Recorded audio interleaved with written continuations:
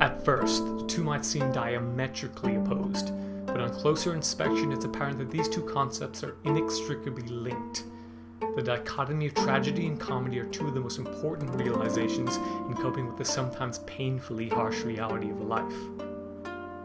In ancient Greece, when the Athenian audience came to hear the retelling of stories of Odysseus and his peers in their open-air theatre at sunrise, the time when tragedies were traditionally performed and at which all citizens were expected to attend, the spectators surely heard echoes of their own sacrifices and the wounds they and their kin had suffered. The Athenians honored their playwrights for their abilities to depict it all with such honesty and wisdom. The importance of this tragic art is in that it instructs us against losing perspective. It quells our urban idealism and beliefs that the ideal life is a painless life. It reminds us that despite our highest ideals, life is deeply imperfect.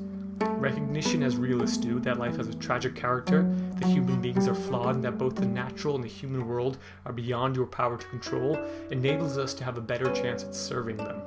Tragic art teaches us that even the best intentions can distort your view of the world in a way that leads to great harm. Our conclusion being to instead replace this with a morality of results.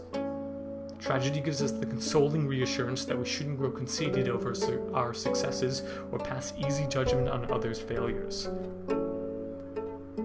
Just like comedy, which reconciles us with our uncomfortable thoughts and feelings, both tragedy and comedy have enormous therapeutic potential. Comedy is the antidote to our despair, humiliation, and anxiety. It provides temporary relief from our self-imposed pressures.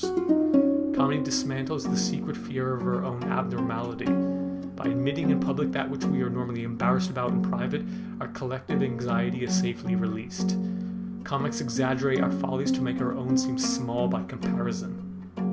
Comedy gives us the space to benevolently vent and reframe our frustrations or criticisms about the people or groups which we may have to tolerate in our everyday lives, such as an infuriating coworker or a public figure worthy of disrepute. Acceptance of our repressed thoughts, or those that we haven't fully formulated but yet have an emotional, even visceral reaction to, is the fuel of comedy. Recognition of the tragic character of life is part of what spurs the creation of art. Works of both tragedy and comedy are not stories of triumph over adversity. Rather, they are benevolent coping mechanisms that are an outgrowth of the same system that produced the suffering. And just like Nietzsche recommended, rather than turn away from it, we should, with courage, embrace the suffering.